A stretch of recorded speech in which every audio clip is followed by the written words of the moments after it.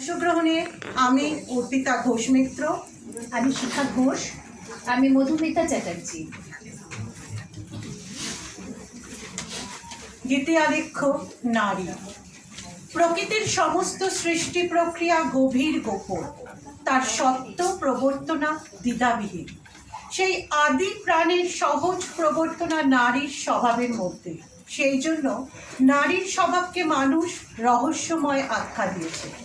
তাই অনেক সময় অকস্মাৎ নারীর জীবনে যে সংবেগের উচ্ছ্বাস দেখতে পাওয়া যায় তা তর্কের অতীত, তা প্রয়োজন অনুসারে বিধিপূর্বক খনন করা জলাশয়ের মতো নয়, তা উৎসের মতো, যার কারণ আপন অহেতুক রহস্য নিহিত।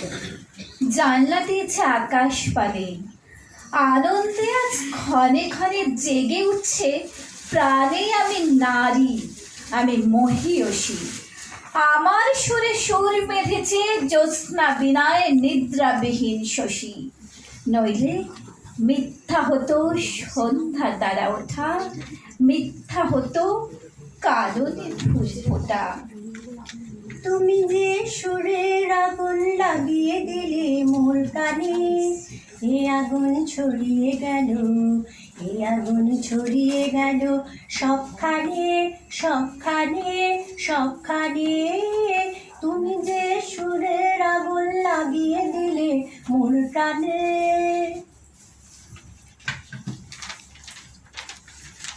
প্রকৃতি শুরু করলেন জীব সৃষ্টি, পৃথিবীতে এলো বেদনা, প্রাণ সাধনার সেই আদিম বেদনা প্রকৃতি দিয়েছেন নারীর রক্তে, নারীর হৃদয়ে। শুধু বিধাতার সৃষ্টি নহ তুমি নারী, পুরুষ গড়েছে তোরে সৌন্দর্য সঞ্চারী আপন অন্তর হতে। বসি কবিগণ সোনার উপমা সূত্রে বুনিছে বসন, সোপিয়া তোমার পরে নূতন মহিমা, অমর করেছে শিল্পী তোমার প্রতিমা। কত বর্ণ, কত গন্ধ, ভূষণ কত না। সিন্ধু হতে মুক্তা আসে, খনি হতে সোনা। বসন্তের বন হতে আসে পুষ্পভার, চরণ রাঙাতে কীট দেয় প্রাণ তার। লজ্জা দিয়ে, শয্যা দিয়ে, দিয়ে আবরণ, তোমারে দুর্লভ করে করেছে গোপন। পড়েছে তোমার পরে প্রদীপ্ত বাসনা। অর্ধেক মানবী তুমি, অর্ধেক কল্পনা। নারী বিষয় বাংলা কবিতার ভিত্তি তৈরি হয়েছিল রবীন্দ্রনাথ ঠাকুরের কবিতা, এবং আজও আমাদের মনন সেখানেই আটকে আছে। তার কবিতায় নারী এসেছে সৌন্দর্যে, নির্ভরশীলতায়, সহনশীলতায় ও আনুগত্যের প্রতিমূর্তি হিসেবে। নারীর অবয়ব নির্মাণ হয় পুরুষালী অবয়বের বিপরীতে। আজও অধিকাংশ পুরুষের মনে ঢেউ তোলে নারীর ললিত শোভন লীলায়িত সৌন্দর্য। তুমি সুন্দর তাই যে থাকি প্রিয়, সে কি মোর অপরাধ। চাঁদের হেরিয়া কাঁদে চকরিণী, চাঁদের হেরিয়া কাঁদে চকরিণী। বলে না তো কিছু চান, তুমি সুন্দর তাই যে থাকি প্রিয়, সে কি মোর অপরাধ। আঙিনাতে যে আছে অপেক্ষা করে, তার পরনে ঢাকাই শাড়ি, কপালে সিঁদুর। রবীন্দ্রনাথ ঠাকুর শ্রী মৃণালিনীর মধ্যে স্বপ্নের প্রেমিকাকে খুঁজে না পাওয়ার বেদনা ফুটিয়ে তুলেছেন তার কবিতায়। প্রেমের স্বরূপ নিয়ে বিশেষভাবে চিন্তা ভাবনা করেছেন তিনি। চিত্রাঙ্গদায় প্রকাশ হয় কবি মনের নারীর মধুর ও শক্তিশালী রূপে দোলাচলের অপূর্ব চিহ্ন।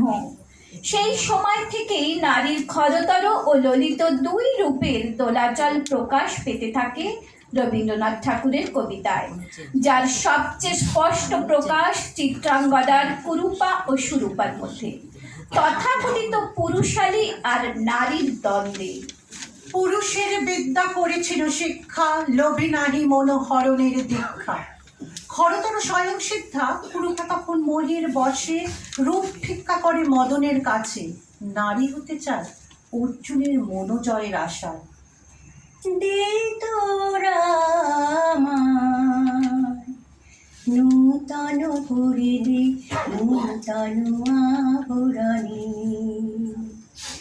দে তোরা আমায় নূতন করে দে নূতন আভরণে। হেমন্তের অভিসম্পাতে ঋত কিঞ্চন কানন ভূমি, বসন্তে হোক দৈন বিমোচন নবলাবণ্য ধনে। শূন্য শাখা লজ্জা ভুলে যাক পল্লব আবরণে, দে তোরা আমায় নূতন করে দে নূতন আভরণে। শুধু এক বরষের জন্যে পুষ্প লাবণ্যে মোর দেহ পাক তবে স্বর্গের মূল্য মর্তে অতুল্য। আবার কিছুদিনের মধ্যে মোহ ভঙ্গ হয় তার, সে ফিরে চায় তার আত্মপরিচয়, কুরুপার অহংকার ধিক্কার দেয় মিথ্যা দেহ পরিচয়কে।